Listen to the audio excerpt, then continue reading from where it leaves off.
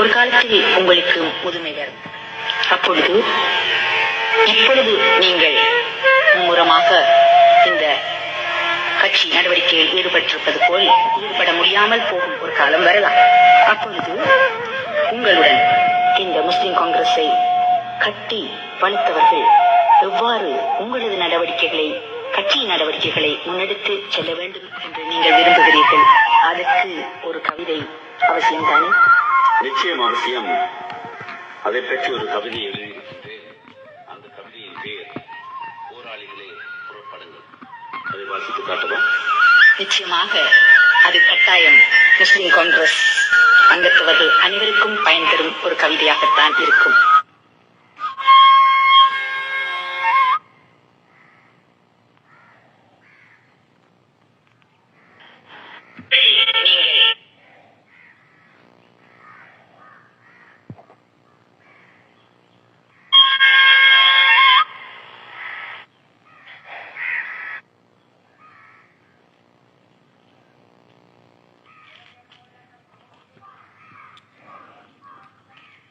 பிஸ்மில்லாஹிர் ரஹ்மானிர் ரஹீம். நஹ்மதுஹு வ நுஸல்லி அலா ரசூலில் கரீம் அஷ்ரஃபில் முர்சலீன் வ அலா ஆலிஹி வ ஸஹ்பிஹி அஜ்மஈன். அம்மா பாத். கண்ணியமிக்க பெரியோர்களே, இளைஞர்களே, பெருந்தலைவர் அஷ்ரப் அவர்களை ஆத்மாத்மமாக நேசிக்கின்ற உடன்பிறப்புகளே, இன்றைய தினம் நமது பெருந்தலைவர் எம்.எச்.எம். அஷ்ரப் அவர்களுடைய ஒரு சிறப்பான, அவரை ஞாபகப்படுத்துகின்ற, அவரை பற்றி பேசுகின்ற, அவர் நம்மை விட்டு பிரிந்த அந்த துயர் துவைந்த ஒரு தினமாக இருக்கிறது. இந்த தினத்தை முன்னிட்டு பெருந்தலைவர் அஷ்ரப் அவர்களுடைய கனவு இல்லமாக அவருடைய அந்திம கால பொழுதுகளில் நிர்மாணிக்கப்பட்ட ஒளிவில் இல்லத்திலே இருந்து கீரல் தொலைக்காட்சி உங்களை சந்திக்கின்றது. இப்பொழுது நாங்கள் பெருந்தலைவர் அஷ்ரப் அவர்களுடைய இல்லத்துக்குள் கால் பதிக்கின்றோம். பெருந்தலைவர் எம்.எச்.எம். அஷ்ரப் அவர்களுடைய வாழ்க்கை சுவன சாந்தி இறையருள் கிடைக்க வேண்டும் என்று அவருடைய மரணத் தருவாயிலிருந்து இற்றை வரைக்கும் நாம் எல்லோரும் பிரார்த்தித்துக் கொண்டிருக்கின்றோம். தொடர்ந்தும் அவருக்காய் பிரார்த்திப்போம் என்று கூறி, இப்பொழுது நாங்கள் இந்த கீரல் தொலைக்காட்சியினூடாக முஸ்லிம் சமுதாயத்தினுடைய அபிலாசைகள், முஸ்லிம் சமுதாயத்தினுடைய விடுதலை குரல், முஸ்லிம் சமுதாயத்தினுடைய பாதுகாப்பு, முஸ்லிம் சமுதாயத்துக்கு இருக்கின்ற ஒரே ஒரு ஆயுதம் ஸ்ரீலங்கா முஸ்லிம் காங்கிரஸ் என்ற இயக்கத்தை சொல்லி நம்மையெல்லாம் அரசியல் மயப்படுத்தினார் எம்.எச்.எம். அஷ்ரப் அவர்கள். அவர் மறைந்து அவருடைய அபிலாசைகள், அவருடைய எண்ணங்கள், அவருடைய எதிர்பார்ப்புகள் பின் சந்ததியை கொண்டு செல்வார்கள் என்று எதிர்பார்த்த அத்தனை விடயங்களும் காணல் நீராய் மாறிக்கொண்டு வருகின்ற 2.5 தசாப்தங்களை அண்மித்திருக்கிற இந்த காலகட்டத்திலே தான் நாங்கள் வாழ்ந்து கொண்டிருக்கின்றோம். இந்த வாழுகிற மக்கள் எல்லா உரிமைகளும் பெற்று எல்லோரும் நிம்மதியாக சந்தோஷமாக வாழ வேண்டும் என்று பெருந்தலைவர் அஷ்ரப் அவர்கள் விரும்பினார்கள். எந்த ஒரு இனமும் இன்னும் ஒரு இனத்தினால் மிதிக்கப்படக்கூடாது. அவர்களுடைய அபிலாசைகள், எண்ணங்கள், அரசியல், பொருளாதார, கல்வி, கலை, கலாச்சார விழுமியங்கள் சிதைக்கப்படக்கூடாது என்று எண்ணினார். தமிழர்களுடைய அரசியல் தலைமைகளுடைய போராட்டத்தில் பங்காளியாய் இருந்த அஷ்ரப் இந்த நாட்டில் முஸ்லிம்களுடைய அபிலாசைகள் மறுக்கப்படுகிறது என்ற விடயங்களை உணர்ந்து நமக்கான பாதுகாப்பாக, நமக்கான ஒரு காப்பாக இந்த முஸ்லிம் காங்கிரஸை ஸ்தாபித்தார்.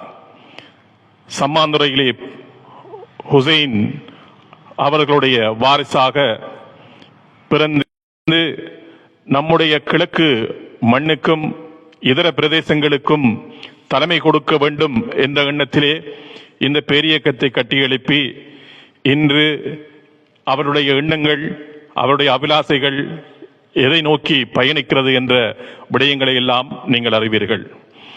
இந்த நாட்களில் அன்னவர்களை பற்றி பேசப்படுவது, அவர்களை ஞாபகப்படுத்துவது, அன்னவர்களுக்காக பிரார்த்திப்பது ஒரு தர்மமாகும் என்பதை உங்களிடம் நாங்கள் பணிவோடு சமர்ப்பிக்கின்றோம்.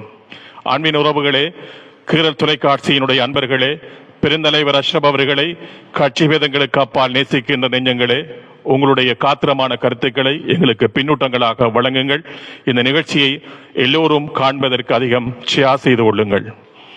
பெருந்தலைவர் அஷ்ரப் அவர்கள் இந்த பேரியக்கத்தை உருவாக்கி 81களில் இதனை காத்தாங்குடியிலே இருந்து ஆரம்பித்து ஒரு தனி மரமாக தன்னந்தனியாக பாராளுமன்றம் சென்று இந்த சமுதாயத்துக்காக குரல் கொடுத்தார். இலங்கையினுடைய பாராளுமன்றத்திலே தொப்பி அணிந்து முதலாக பிஸ்மில்லாஹிர் ரஹ்மானிர் ரஹீம் என்று சொல்லி தக்பீர் சொல்லி இந்த பாராளுமன்றத்தை ஒரு இடுகின்ற ஒரு புதிய செய்தியை கொண்டு வருகின்ற ஒரு தூதுவனாக மாறினார். இந்த நாட்டுக்கு, இந்த நாட்டு மக்களுக்கு சேவையாற்றினார். மாத்திரமல்லாமல் இந்த நாட்டில் சமாதானம் வர வேண்டும் என்று அஷ்ரப் அவர்கள் விரும்பினார். அதற்காக இந்த நாட்டுக்காக சந்திரிகா அம்மையாரோடு ஆட்சி பீடமேறி இந்த முழு நாட்டுக்கும் ஒரு கன்ஸ்டியூஷனை கொண்டு வந்தார். 3.5 மணித்தியாலங்கள் இலங்கையினுடைய பாராளுமன்றத்திலே ஒரு தைரியமும் துணிச்சலோடும் பேசிக் கொண்டிருந்தார். முழு நாடும் வியந்தது. இந்த நாட்டுக்கு ஒரு புதிய செய்தியை சொன்னார். 78களில் கொண்டு வரப்பட்ட யாப்பை மாற்றுவோம், தமிழர் தரப்பு ஏற்றுக்கொள்ளாமல் இருந்த ஒரு சூழ்நிலையில் இது நமக்கான ஒரு அத்திவாரமாக இடுவோம் என்று சொன்னார். ஆனால் அவற்றை யாரும் ஏற்றுக்கொள்ளவில்லை. அவர் இந்த நாட்டிலே வாழுகிற சிறுபான்மை பெரும்பான்மை என்று இல்லாமல் சிறுபான்மை மக்களுக்கும் பெரும்பான்மை மக்களுக்கும் எல்லோருடைய அபிலாசைகளையும் பூர்த்தி செய்கின்ற வகையிலே அந்த தேர்வு திட்டத்தை வரைந்து பாராளுமன்றத்திலே முன்மொழிந்தார். எத்தனை நாட்கள் தூக்கத்தை தொலைத்து இந்த நாட்டிலே இருக்கின்ற எல்லா கட்சிகளோடும் அஷ்ரப் அவர்கள் பேசினார். பேசி ஈற்றிலே அவற்றை கொச்சைப்படுத்துகின்ற நடவடிக்கைகளை அன்றைய எதிர்க்கட்சியினர் ஈடுபட்டார்கள். அஷ்ரப் அவர்களை பல கேள்விகள் பல கோணங்களில் எல்லாம் தொடுக்கப்பட்ட போதிலும் அத்தனைக்கும் காத்திரமான பதில்களை வழங்கினார். அன்று அந்த அத்திவாரம் இடப்பட்டிருந்தார். இன்று இந்த நாடு சுபிட்சத்தை நோக்கி மலர்ந்திருக்கும் என்று நாங்கள் இந்த சந்தர்ப்பத்தில் தெரிவிக்கின்றோம். அது மாத்திரமல்லாமல் அஷ்ரப் அவர்கள் துறைமுகங்கள் கப்பத்துறை புனர்வாழ்வு அமைச்சராக இருந்து இந்த நாட்டிலே இருக்கின்ற ஏழை எளிய இளைஞர்களுக்கு வேலைவாய்ப்பை கொடுத்தார். அபிவிருத்தியை கொண்டு வந்தார். கட்டிடங்களை கட்டினார். முஸ்லிம்களுடைய விடுதலை, தமிழர்களுடைய விடுதலை, சிங்கள மக்களுடைய விடுதலை என்று முழு நாட்டுக்கும் செய்தி சொன்ன அஷ்ரப் ஈட்டிலே நுவா என்ற கட்சியையும் உருவாக்கி நாங்கள் அவருடைய மனக்கண் முன்னாக அன்றைய அந்திம காலத்தில் ஒளிவில் மகாபல பயிற்சி நிலையத்தில் வைத்து நாங்கள் சாட்சியாக இருக்கிறோம். அஷ்ரப் அவர்கள் சொன்னார், முஸ்லிம் காங்கிரசுக்கு தலைவர் குட் பை சொல்லிவிட்டார். முஸ்லிம் காங்கிரசுக்கு தலைவர் குட் பை சொல்லிவிட்டார். முஸ்லிம் காங்கிரஸ் இன்று வேறு ஒரு பாதையை நோக்கி செல்லுகிறது. இனி நாங்கள் இந்த கட்சியை பெரும் இயக்கமாக மாற்ற வேண்டும். நமது சின்னம் இனி மரம் அல்ல, நமது சின்னம் புறா என்றார். இந்த நாட்டிலே இருக்கின்ற சிங்கள தமிழ் மக்கள் எல்லோரையும் அரவணைத்துக் கொண்டு இந்த நாட்டிலே ஒரு புதிய செய்தியை, இந்த நாட்டு மக்களுடைய அபிலாசைகளை கொண்டு வருவதற்கு அவர் அன்று வெளிக்கிட்டார். 11ஆம் தேதி 16ஆம் தேதி அவருடைய மரணம் இடம்பெறுகிறது. 11ஆம் தேதி ஒளிவில் மகாபல செய்தி நிலைய கட்டிடத்திலே வைத்து அவர் பேசுகின்ற பொழுது, என்னை கொல்லப் போகிறார்கள், என்னை கொல்லப் போகிறார்கள், நீங்கள் என்னோடு சண்டை பிடிக்காதீர்கள்.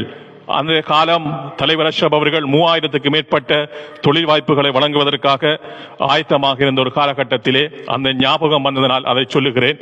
அஷ்ரப் அவர்கள் முஸ்லிம் காங்கிரசுக்கு குட் பை சொல்லிவிட்டு சட்டமா அதிபர் கமலேசா பேசினை நான் சந்திக்க சென்று வருகிறேன். நீங்கள் எல்லா பிரதேசங்களிலுமே கூட்டங்களை ஏற்பாடு செய்யுங்கள். நமது கட்சி இனி நுவா, நமது கட்சி சின்ன புறா என்றெல்லாம் செய்தியை சொன்னார்.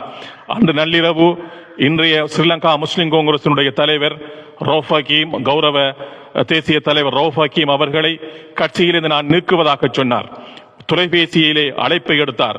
அவர் வெளிநாட்டிலே ஓக்லேண்ட் என்ற பிரதேசத்திலே தேர்தல் கண்காணிப்பு குழுவாக்கு சென்றிருந்த பொழுது தொலைபேசி அழைப்பு கிடைக்காத போது அஷ்ரப் கர்ஜித்தார். உடனடியாக வர வேண்டும், உடனடியாக நாட்டுக்கு நீங்கள் திரும்புங்கள் என்று சொன்னார். உடனடியாக ராஜினாமா செய்யுங்கள், நீங்கள் தேசிய ஐக்கிய முன்னணியுடைய செயலாளர் பதவியை ஏற்க வேண்டும் என்றெல்லாம் அவர் பல்வேறு செய்திகளை சொல்லிக் கொண்டிருந்தார். அந்த ஞாபகங்கள் அவருடைய இல்லத்துக்கு வருகின்ற பொழுது வந்தது. பெருந்தலைவர் அஷ்ரப் அவர்கள் இந்த இல்லத்தை நிர்மாணிக்கின்ற பொழுது ஆர்கிடெக்ட் இஸ்மாயில் அவர்களை கொண்டு வந்து, வாருங்கள் மாஹிர் சார், நாங்கள் அவற்றை காண்பிக்க முடியும். ஆர்கிடெக்ட் இஸ்மாயில் கட்டிட நிர்மாண துறையில் ஒரு தலை சிறந்தவர், நம்மை விட்டு பிரிந்து விட்டார். அவருக்காக நாங்கள் பிரார்த்தித்துக் கொள்கின்றோம். இந்த கட்டிடம் என்பது ஒரு மர வடிவிலாக அமைக்கப்பட்ட ஒரு கட்டிடம் தான். பாருங்கள் எவ்வாறு இது படிக்கட்டுகள் அமைக்கப்பட்டு பெருந்தலைவர் அஷ்ரப் அவர்கள் இந்த இல்லத்திலே ஒரு முறை ஒலிவியலுடைய மத்திய குழு கூட்டத்தை கூட கூட்டியிருந்தார். அன்றும் பல செய்திகளை சொல்லிக் கொண்டிருந்தார். நான் அரசியலிருந்து ஓய்வு வருகின்ற காலம் பெறும் வருகின்ற வேளையிலே இந்த புறமாக ஒரு கெம்எஸ் சாயமனை இருந்தது. அந்த சாயமனையை காட்டி சொன்னார், இந்த சாயமனையில் நான் அமர்ந்து கொண்டிருப்பேன், ஒரு விசிட்டிங் லெக்சராக தென்கிழக்கு பல்கலைக்கழகத்திலே சென்று வருவேன்.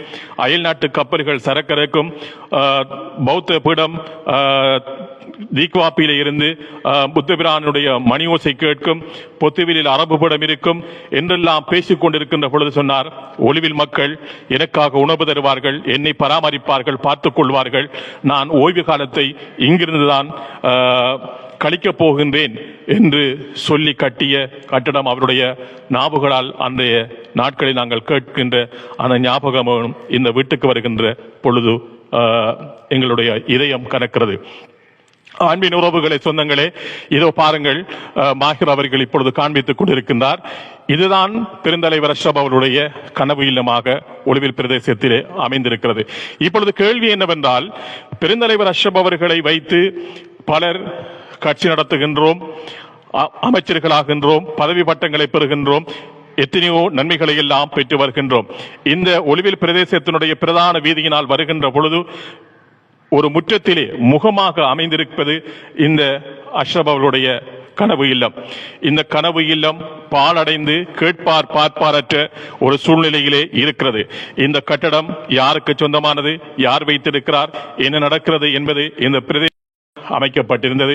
அந்த வீடு இன்று பாழடைந்து அனாச்சாரங்கள் நடக்கின்ற ஒரு இடமாக, வேண்டத்தகாத பல்வேறு விடயங்கள் இங்கு நடப்பதாக இந்த பிரதேச மக்கள் பேசிக் கொள்கின்றார்கள்.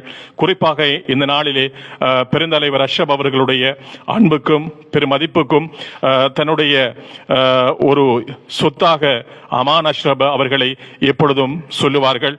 அந்த அமான் அஷ்ரப், அன்னை ஃபேரியல் அவர்கள் இந்த விடயத்திலே அவர்களும் கவனத்தில் கொண்டு இந்த இல்லத்தை ஏதாவது ஒரு பொது நிறுவனத்துக்கு அல்லது நாங்கள் ஏற்கனவே சொன்ன பல விடயங்களை மேற்கொள்வதற்கு உடன் நடவடிக்கை எடுப்பதற்கு நீங்களும் கூட பங்களிப்பு செய்ய வேண்டும்.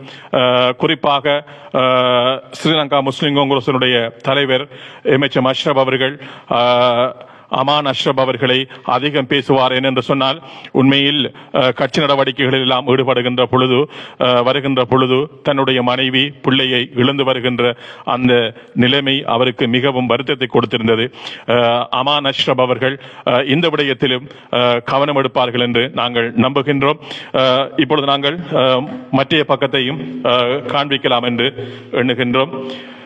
பெருந்தலைவர் அஷ்ரப் அவர்கள் நம்மை விட்டு மரணித்து இன்றைக்கு 24 ஆண்டுகளை கடந்திருக்கின்ற சூழ்நிலையிலே அவருடைய கனவு இல்லத்திலே இருந்துதான் இப்பொழுது இதோ பாருங்கள், விக்ரமசிங்க நம் நாட்டுடைய ஜனாதிபதி அவர்கள் கூட தன்னுடைய இல்லத்தை தான் கற்ற பாடசாலைக்கு கொடுப்பதற்கு என்றெல்லாம் இவ்வாறு தன்னுடைய பிற்காலங்களில் இவ்வாறான விடயங்களை அமைத்து வருகின்ற சூழ்நிலையிலே நமது நாட்டு மக்கள், குறிப்பாக முஸ்லிம் மக்களுடைய அபிலாசைகளுக்காக தன் இன்னுயிரை அரணாக்காவிலே அறங்கொண்ட தலைவன் அரங்கடச் செய்யப்பட்ட அந்த நினைவு நாளிலே இந்த கருத்தை உங்களுடன் நாங்கள் பகிர்ந்து கொள்வது என்னவென்றால், இந்த இல்லத்தை அவருடைய நினைவாக ஏதாவது ஒரு திட்டத்தை நிர்மாணித்து வழங்குவதற்கு சம்பந்தப்பட்ட தரப்புகள் எல்லோரும், குறிப்பாக யாரெல்லாம் அஷ்ரப் அவர்களை பற்றி பேசுகிறார்களோ, அஷ்ரப் அவர்களால் யாரெல்லாம் வாழுகிறார்களோ அவர்கள் இந்த விடயத்தில் பொறுப்பு ஏற்க வேண்டும் என்பதே எங்களுடைய எண்ணமாகும். தொடர்ச்சியாக இந்த பிராந்தியத்திலே இருக்கின்ற சமூக தொலைக்காட்சிகள் வந்து பார்வையிடுவது, படங்களை வெளியிடுவது என்று இருக்காமல் இதற்கு ஒரு முற்றுப்புள்ளி வைக்க வேண்டும். அஷ்ரப் அவர்களுடைய ஒரு நினைவு இல்லமாக, சாந்தி இல்லமாக இதனை மாற்றி, எனவே இந்த இல்லத்தை நீங்கள் வந்து பார்வையிடுவது மாத்திரமாக இருந்து விடாமல் இதற்கான ஒரு நடவடிக்கை மேற்கொள்ள வேண்டும் என்று நாங்கள் தொடர்ந்து உங்களை வலியுறுத்தி கொண்டிருக்கின்றோம். இந்த நிகழ்ச்சியை அதிகம் பார்த்து கொண்டிருக்கின்ற நீங்கள் இந்த நிகழ்ச்சியை நீங்கள் ஷேர் செய்து கொள்ளுங்கள். இதே போன்று நாங்கள் இன்னும் ஒரு விடயத்தை காண்பிக்க முடியும். மர்ஹூம் நூஹ்லபி அவர்கள் இந்த இடத்தை வழங்குகின்ற பொழுது உண்மையிலே அவருக்காக நாங்கள் பிரார்த்திக்க வேண்டும். உண்மையாக பெருந்தலைவர் அஷ்ரப் அவர்கள் மீது கொண்ட அன்பின் பற்றின் காரணமாக அவர் இந்த இடத்தை வழங்கி இருந்தார். இதற்கு முன்பாக ஒரு மடு வடிவிலே இருக்கின்ற தண்ணீர் கிடக்கிறது. இதில் ஒரு நீச்ச தடாகத்தை செய்வதற்கு அஷ்ரப் அவர்கள் விரும்பி இருந்தார்கள். உண்மையிலே இந்த வீட்டுக்கு வருகின்ற பொழுது ஹெலிகாப்டரிலே ஆர்கிடெக்டை கூட்டி வருகின்ற பொழுது இது ஒரு பெரிய காடாக இருந்தது. அந்த வேளையிலே இந்த இடத்தை பார்வையிட்டு விட்டு இந்த வீட்டுக்கு முதல் நாள் திறப்பு விழாக்கு வருகின்ற பொழுது இங்கே மாடு அறுத்து எல்லோருக்கும் உணவுகள் சமைத்து கொடுக்கப்பட்டு அந்த வேளையிலே தலைவர் அஷ்ரப் அவர்கள் சொன்ன விடயம் இதான். இந்த இடத்திலே ஒரு அலங்கார மீன் ஸ்விம்மிங் ஹோல் மாதிரி ஒன்றை அமைக்க வேண்டும் என்ற பணியிலே தான் இது செய்யப்பட்டு அத்தனையும் அவர் மரணித்த பொழுது அத்தனையும் மேற்கொண்டு செய்வதற்கு யாருமற்ற ஒரு சூழ்நிலையிலே இருந்தது என்பதை தெரியப்படுத்திக் கொண்டு நாங்கள் இந்த அளவிலே உங்களிடமிருந்து விடைபெறவிருக்கின்றோம். நீங்கள் பார்த்துக் கொண்டிருப்பது பெருந்தலைவர் அஷ்ரப் அவர்களுடைய கனவு இல்லம். இதோ அவர் வைத்திருக்கின்ற நீர் தாங்கி அப்படியே இருக்கிறது. அதற்குள் நீர் இருக்கிறதா, காற்று இருக்கிறதா, இன்னும் இருக்கிறது என்று தெரியாத சூழ்நிலையிலே இந்த கட்டிடம் சேதமடைந்திருக்கிறது. குறிப்பாக இந்த கட்டிடத்தை ஒன்று புனருத்தாபனம் செய்ய முடியும். இது ஒரு பெரிய ஒரு செலவு ஒன்று ஏற்பட போவதில்லை. ஏனென்றால் வளமான செல்வந்தர்களாக பெருந்தலைவர் அஷ்ரப் அவர்கள் பல பேரை உருவாக்கி இருக்கிறார்கள். மாயர் பல பேர் பெரும் பெரும் கோடீஸ்வரர்களாக அரசியலில் மாறி இருக்கிறார்கள். உங்களுடைய மனங்களில் இந்த அஷ்ரப்னுடைய இல்லம் நினைவாக இருக்க வேண்டும். இதோ அஷ்ரப் அவர்களுடைய இல்லத்துக்கு முன்னால் அவர் வைத்திருந்த மரமும் கூட இப்பொழுது வளர்ந்து உயர்ந்து இது அண்மையிலே பெரிய வனாந்திரமாக இருந்தது. இங்கே பார்க்க முடியும் இந்த சுற்று மாதிரிகள் எல்லாம் அப்படியே சிதைக்கப்பட்டு இன்று இருந்த கேட்டையும் காணவில்லை. ஒரு கேட்டு இருக்கிறது. குறிப்பாக நீங்கள் பார்க்க முடியும். இதோ வாருங்கள் மாஹிர் சார், இந்த பகுதிகளில் பாம்பு கூடுதலாக ஃபேஸ்புக்குகளில் அண்மை காலமாக ஒரு நக்கல் நையாண்டி வடிவத்தில் சொல்லப்பட்டிருந்தாலும் கூட அது ஆரோக்கியமானதாக இல்லை என்றாலும் கூட அதில் உண்மையும் இருந்தது. இப்பொழுது நீங்கள் காண்பிக்க முடியும்.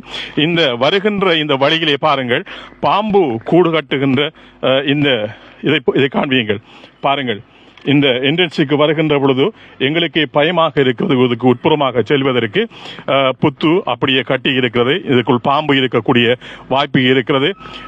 பல எண்ணங்களோடு இந்த வீட்டிலே இருந்து குறிப்பாக அஷ்ரப் அவர்கள் பேசுகின்ற பொழுது எப்பொழுதுமே சொல்லுவார், தென்கிழக்கின் இதயம் ஒளிவில் தென்கிழக்கின் முகவெற்றிலையாக கல்முனை இருக்கும் என்று சொல்லுகிறார்கள். ஆனால் நிறைய பேர் இந்த தென்கிழக்கின் இதயம் என்கின்ற ஒளிவிலை மறந்துவிட்டார்கள் என்று எண்ணுகின்றேன். அதை பற்றி யாரும் பேசிக் கொள்வதில்லை. அதை நாங்கள் ஆதரித்த மண் என்றால் அது ஒளிவில் தான். அதனால் தான் தலைவர் அஷ்ரப் அவர்கள் சர்வதேசத்திலே வரைபடத்திலே இந்த ஒளிவில் இருக்க வேண்டும் என்று விரும்பினார். சர்வதேச மையப்படுத்திய பல்கலைக்கழகம் துறைமுகத்தை கொண்டு வந்தார். இந்த இளைஞர்களுக்கு வேலை வாய்ப்பு கொடுக்க வேண்டும் என்று நான் உயிரோடு இருக்கின்றேன். வேலை வாய்ப்பு சம்பந்தமாக ஒரு பிரச்சனை ஏற்பட்ட பொழுது, ஒரு சிறுவனாக இருந்த பொழுது தலைவர் அஷ்ரப் அவர்களுக்கும் எனக்கும் ஒரு விவாதமே நடைபெற்றது. இன்றைய தலைவர் அத்தாவுல்லா அவர்கள் சாட்சியாக இருக்கிறார். தொப்பி மகேசன் அவர்கள் மரணித்து விட்டார். ஊரவர்கள் நிறைய பேர் இருக்கிறார்கள். அன்று பல்வேறுபட்ட விஷயங்கள் எல்லாம் பேசப்பட்ட பொழுது சம்மாந்துறைக்கு தலைவர் செல்லுகின்ற பொழுது சொன்னார்கள் ஒளிவில் பிரச்சனையாம் என்ற பொழுது அவர் சொன்னார், இல்லை, காலையிலே பாடசாலைக்கு சிறுவர்கள் பிள்ளைகள் செல்லுகின்ற பொழுது கொப்பி பென்சில் கேட்பார்கள், சண்டை வரும், அது என்னுடைய பிரச்சனை, நான் பார்க்கின்றேன், உங்களுடைய வேலையை பாருங்கள் என்று அழகாக சொன்னவர் தான் தலைவர் அஷ்ரப் அவர்கள். அவருடைய வாயினால் என்னிடம் சொன்ன விஷயம்தான், யாரும் சண்டை பிடிக்க தேவையில்லை, சச்சரப்படவே தேவையில்லை, 3000 பேருக்கு நியமனம் கொண்டு வந்திருக்கிறேன் என்று சொல்லிவிட்டு அன்று நல்ல நள்ளிரவே இன்டர்வியூ போர்ட் அத்தனையும் கொண்டு வந்தார். போலீஸ் நிலையத்திலே சான்றிதழ் பெறுவதற்கு அதிகாலையிலே போலீஸ் நிலையத்துக்கு தொடர்பு கொண்டு சான்றிதழை கொடுக்க வைத்தார். அவர் சொன்னார், தேர்தலை பற்றி நீங்கள் யோசிக்க தேவையில்லை, நான் பெக்டேட் போட்டு இந்த அப்பாயின்மெண்ட் கொண்டு வந்திருக்கின்றேன். என்னென்ன கைவசம் 2800 அப்பாயின்மெண்ட் இருக்கிறது. இந்த 2800 அப்பாயின்மெண்ட்களும் நிச்சயமாக அம்பாறை மாவட்டத்துக்கு கொடுக்கப்படும் என்று சொல்லி பெருந்தலைவர் அஷ்ரப் அவர்கள் ஒளிவில் ஒரு புதிய முகத்தை நான் அறிமுகமாகி இருக்கிறேன் என்று பல்வேறு விஷயங்கள் அதை பற்றி ஒரு நாள் தெளிவாக நாங்கள் பேசலாம். அந்த சந்தர்ப்பத்தில் சொன்னார், என்னை சொன்னார், மரகூன் நூகுலபே அவர்கள் அதை சாட்சியாக என்னிடம் வந்து சொன்னார். மரணிப்பதற்கு முன்பு அவரும் அந்த ஹெலிகாப்டரில் வருவதற்கு அதாவுல்லா அவர்களும் தயாராக இருந்தார்கள். அவர்களோட உயிர் இறைவன் நாடி இருந்தார் என்னவோ ஏதோ தெரியவில்லை. அந்த காலையிலே 9 மணி அளவிலே நூகுலபே அவர்களையும் அழைத்து வருவதற்காக யாரையெல்லாம் சந்திக்க வேண்டுமோ அவர்களை எல்லாம் சந்தித்தார். இதாஜா நஸ்ருல்லா என்ற பாடத்தை அதிகமாக ஓதிக்கொண்டிருந்தார். நீங்கள் என்னோட சண்டை பிடிக்கிற பிரச்சனைப்படுகிறீர்கள், என்னை கொலை செய்ய போகிறார்கள், என்னை திட்டமிட்டிருக்கிறார்கள் என்றெல்லாம் சொல்லிவிட்டு சொன்னார். நான் இங்கு போவதும் இல்லை. அந்த வேளையிலே நான் சந்திரிகா அம்மையாருடைய தொலைபேசி அழைப்பு ஒலித்துக் கொண்டிருக்கின்ற பொழுது சொன்னார், லீடர் பிஸியாக இருக்கிறார், சொல்லுங்கள் என்று சொன்னார். அப்படிப்பட்ட ஒரு சிறந்த ஒரு கட்ஸான தலைமைத்துவம் அஷ்ரப் அவர்கள் என்பதை இந்த சந்தர்ப்பத்தில் நாங்கள் தெரிவித்துக் கொள்கின்றோம். அந்த இன்டர்வியூ போர்ட்டை வைத்து அந்த இடத்திலே வைத்து மாஹிர் 2800 அப்பாயின்மெண்ட் இன்னும் மீதியாக இருந்தது. அதை என்னிடம் அவர் சொன்னார். இந்த கட்சியை நான் முற்றுமுழுதாக இல்லாமக்க போகிறேன், இந்த கட்சி நமக்கு தேவையில்லை. அஷ்ரப் இனி முஸ்லிம் காங்கிரஸை குட் பை சொல்லுகிறார். சட்டமா அதிபர் கமலசாமியை நான் சந்திக்க போகின்றேன். நமது கட்சி நுவா, நமது சின்னம் புறா. அந்த சின்னம் புறா இந்த தேசம் எல்லாம் பறந்து சமாதானத்தை பரப்பும். அதற்காக தலைவர் அஷ்ரப் இந்த நாட்டிலே இருக்கின்ற எல்லா கட்சிகளோடும் பேசினார். அந்த விடயங்களை நாம் அந்த மாப்பள பயிற்சி நிலையத்திலே செப்டம்பர் 9ஆம் தேதி இருந்து 11ஆம் தேதி வரைக்கும் அந்த விடயங்களை பற்றி பேசினார். ஒளிவிலில் ஒரு பாடசாலையிலே அவர் கட்டிய ஆராதனை மண்டபத்திலே வருகைக்காக காத்திருந்த வேளையில் தான் அண்ணவர்களுடைய மரண செய்தி எங்களை கிட்டியது. அப்பொழுது கூட சொன்னார், பல நியமனங்களை கொடுத்திருந்த பொழுது பல பிரச்சனைகளை எல்லாம் பற்றி பேசிக் கொண்டிருக்கின்ற உள்ளாந்த பல விஷயங்கள் ஞாபகத்துக்கு வருகின்ற பொழுது இந்த சந்தர்ப்பத்திலே பகிர்ந்து கொள்கின்றேன். அப்பொழுது தலைவர் அஷ்ரப் அவர்கள் சொன்னார்கள், நான் 2800 அப்பாயின்மெண்ட் அம்பாறை மாவட்டத்துக்கு வழங்குவேன். நீங்கள் யாரும் யோசிக்க தேவையில்லை. ஒளிவிலில் எத்தனை பேருக்கு நியமனம் வேண்டும் என்றாலும் நான் வழங்குவதற்கு தயாராக இருக்கின்றேன். ஒளிவில் என்னுடைய ஊர், என்னுடைய ஜனாசா இந்த இடத்திலே தான் அடக்கப்பட வேண்டும் என்று கூட தலைவர் அஷ்ரப் அவர்கள் சொன்னார். கால வெள்ள ஓட்டத்திலே தலைவர் அஷ்ரப் ஒளி ஜும்மா பள்ளி வாசலிலே வைத்து சொன்னார், ஒளிவிலில் இருக்கின்ற மக்கள் ஒவ்வொரு ரூபா காணிக்கையாவது செலுத்தி என்னுடைய ஜனாசாவை நீங்கள் கொண்டு வந்து ஒளிவில் மையவாடியிலே அடக்கப்பட வேண்டும் என்று சொன்னார்கள். அஷ்ரப் அவர்களுடைய எதிரிகள் அதனை பலமாக விமர்சித்தார்கள். எல்லா ஊர்களுக்கும் போய் செல்றார் என்று சொன்னார். அப்படியா? அஷ்ரப் அவர்கள் சொல்லவில்லை. இந்த ஒளிவில் மண்ணை நேசித்தார். இந்த ஒளிவில் மண்ணிலே அவருடைய ஜனாசா அடக்கப்பட வேண்டும் என்று சொன்னார். அதற்கு என்ன நடந்தது என்ற ஒரு கேள்விக்குறி இருக்கிறது. இருந்தாலும் கூட அந்த யதார்த்தத்தில் தான் இந்த இடத்திலே தான் தலைவர் வந்து நான் இருக்க வேண்டும் என்று சொன்னாரே தவிர வேறு கோணங்கள் இருக்க முடியாது. இவ்வாறு பல விஷயங்களை பற்றி பேசினார், பலரை எச்சரித்தார். இந்த நாட்டிலே சமாதானத்தை பற்றி சொன்னார். 11ஆம் தேதி அதிகாலையிலே நாங்கள் அவரை சந்திக்கின்ற பொழுது முதலாவது வந்து கேட்டார், எப்பொழுதும் அவருடைய பெருந்தன்மை உண்டீர்களா சாப்பிட்டீர்களா என்று கேட்டுவிட்டு ஏற்பாடுகளை எல்லாம் செய்துவிட்டு பேசிக் கொண்டிருக்கின்ற பொழுது எல்லாரும் மாப்பிள பயிற்சி வளர்ச்சி கூடியிருந்த நேரத்திலே அந்த சில பிரச்சனைகள், தொழில் சம்பந்தமான பிரச்சனைகள் போகின்ற முடிந்த அடுத்த நாள் தான் அந்த சந்திப்பு இடம்பெற்றது. அப்பொழுது தலைவர் அஷ்ரப் அவர்கள் எல்லோரையுமே அந்த வளைத்திருக்கின்ற கண்ணாடியெல்லாம் ஒரு கிட்டத்தட்ட ஆயிரக்கணக்கான நபர்கள் இருக்கின்ற பொழுது அஷ்ரப் எல்லோரையும் வெளியாக்கிவிட்டு என்னிடம் பல விஷயங்களை பற்றி பேசினார். அந்த விடயங்களில் சில விடயங்களை உங்களோடு நான் பேசி இருக்கின்றேன். அம்பாறை மாவட்டத்திலே 3 ஆசனங்களை எடுக்க வேண்டும். தலைவர் சம்மாந்துறை சாய்ந்த மருதிலே இருப்பார். என்னென்ன செய்தாலும் இந்த தேர்தலை வெல்ல வேண்டும் என்ற பல விஷயங்கள் எல்லாம் பேசப்பட்டது. அந்த விடயங்களை எல்லாம் இன்ஷா அல்லாஹ் இன்னும் ஒரு சந்தர்ப்பத்திலே நாங்கள் ஒவ்வொரு விடயமாக பேசுவதற்கு நாங்கள் தயாராக இருக்கின்றோம். இன்றும் பல விடயங்களை பேச இருந்தாலும் கூட இந்த இல்லத்துக்கு வருகின்ற பொழுது எதை பேசுவது, எவ்வாறு ஆரம்பிப்பது என்று எல்லாமே மறந்து விடுகிறது, இதயம் கனக்கிறது. அதனால் சில வார்த்தைகள் என்னை அறியாமலேயே வந்து கொண்டிருக்கிறது. இன்ஷா அல்லாஹ் தலைவருடைய அந்திம காலத்திலே என்ன விடயங்களை பேசினார், யாரை கட்சியிலிருந்து நீக்கினார், தலைவர் அஷ்ரப் அவர்களுடைய கொண்டு வந்த சூகேஷ் பெட்டிக்கு என்ன நடந்தது, தலைவர் அஷ்ரப் அவர்கள் எழுதி கொடுத்த கடிதங்களுக்கு என்ன நடந்தது, தலைவர் அஷ்ரப் அவர்கள் அம்பாறை மாவட்டம் தொடர்பாக என்ன சொல்லியிருந்தார் என்று பல விஷயங்கள் இருக்கிறது.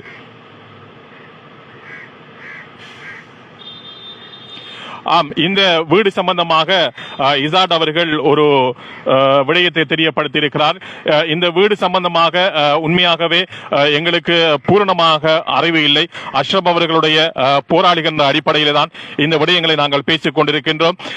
இந்த விடயம் வழக்கிலே இருக்கிறது என்று சொல்லியிருக்கிறாரா?